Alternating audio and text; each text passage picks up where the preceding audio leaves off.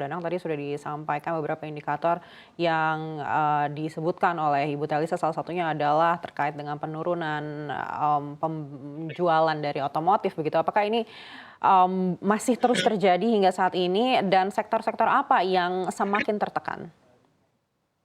Ya, di data yang disampaikan Ibu Alisa tadi benar sekali ya, bahwa 3 bulan pertama ya kuartal 1 di 2024 kan penjualan mobil kan turun 30% itu.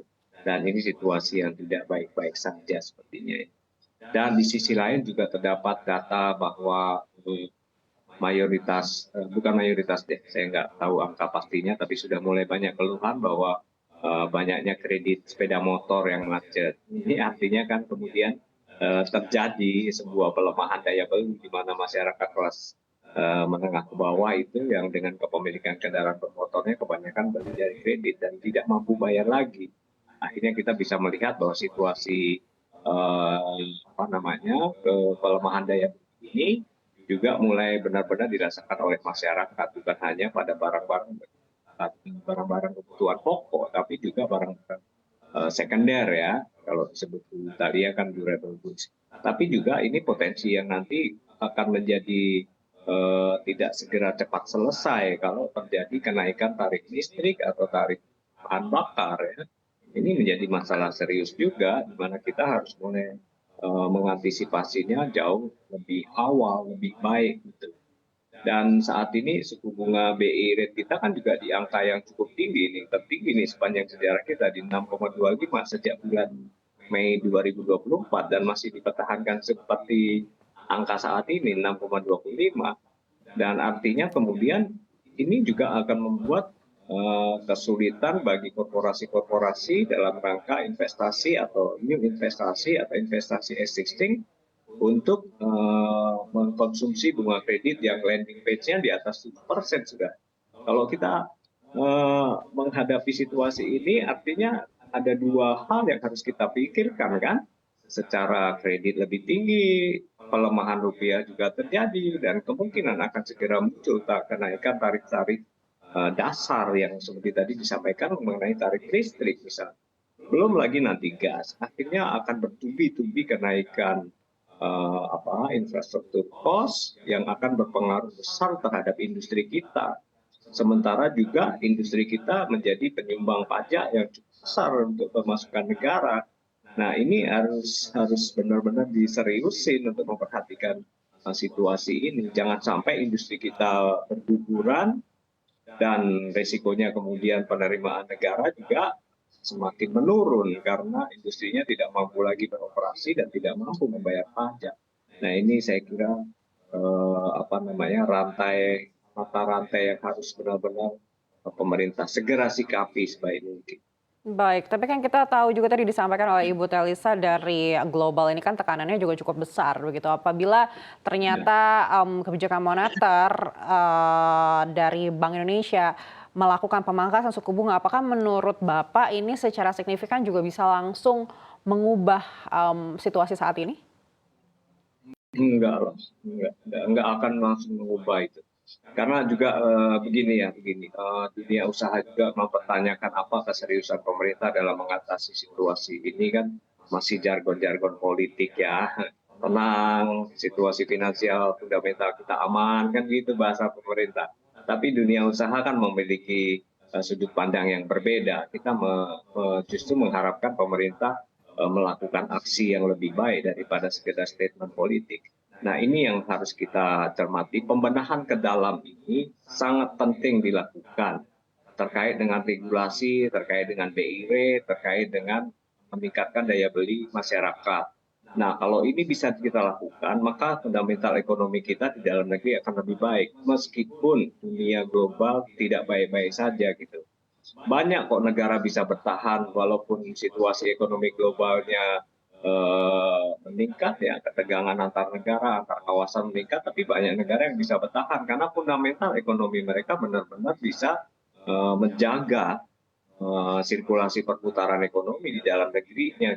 Indonesia ini pertumbuhan ekonominya sangat tergantung pada barang-barang komoditas masih sampai saat ini, termasuk misalnya CPO, batu bara, Ini kan barang-barang komoditas yang value added-nya tidak lebih besar daripada produk-produk manufaktur.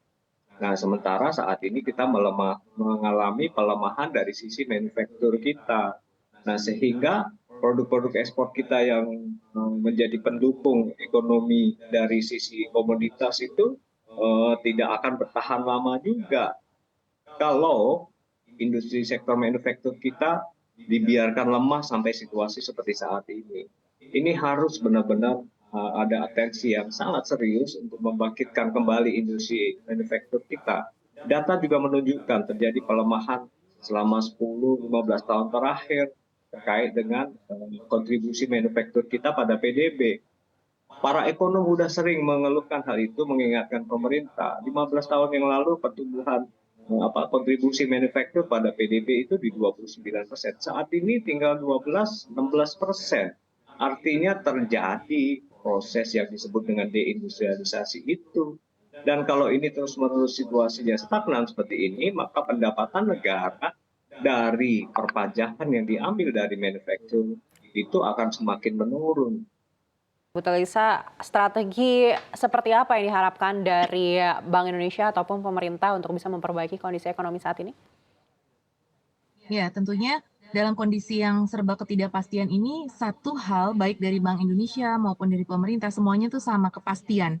Jadi dunia usaha, terus kemudian juga rumah tangga itu membutuhkan kepastian, terutama karena kita di era transisi ya, transisi kepemimpinan, bahwa walaupun disampaikan berlanjut, tetapi berlanjut seperti apa ya? Maksudnya itu yang banyak ditunggu oleh maksudnya berlanjut yang bagian mana gitu kan maksudnya.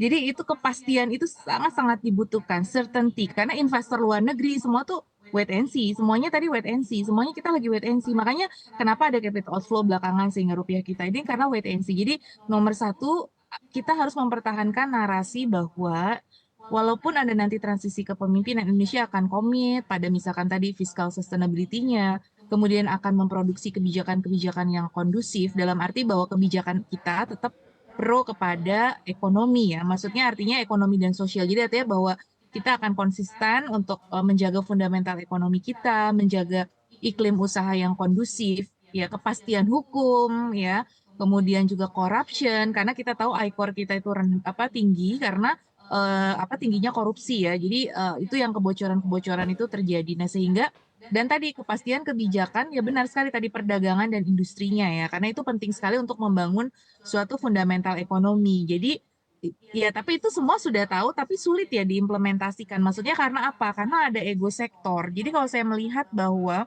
semua moneter, fiskal, struktural ini kita harus bahu-membahu karena kondisi kita sedang tidak mudah ya untuk membangun suatu fundamental yang kuat. Tadi kita sudah kuat katanya tadi, tapi lebih lagi karena kan kita punya cita-cita nih pengen tumbuh 7% dan sebagainya. Tapi ya tadi kita harus realistis dengan berbagai downside risk yang ada. Ego sektornya dihilangkan, kita bersama-sama bahu-membahu untuk not business as usual. Jadi harus bekerja keras ya. Dan kemudian tadi yang jadi harus nahkoda utama itu adalah apa? Kesejahteraan masyarakat. Jadi semua pengambil kebijakan kalau semua berpihak pada kesejahteraan masyarakat kita sinkroniskan, saya yakin kita di satu perahu yang sama, tujuannya sama dulu. Ya, kita bawa tujuannya bukan hanya ego sektor atau ego kelompok masing-masing. Ya, ini kan kita udah selesai pemilu ya, sebentar lagi pilkada ya. Ya kita berharap pilkada ini juga nggak mengganggu tone kita ya. Artinya bahwa kita harus sudah segera di perahu yang sama untuk membangun Indonesia dan kemudian bersama-sama apapun partainya, apapun kepentingan golongan dan lain sebagainya, yang diutamakan tetap kepentingan nasional. Nah, ini karena kita di satu perahu yang sama. Karena kalau tidak ya kita akan tenggelam bersama juga.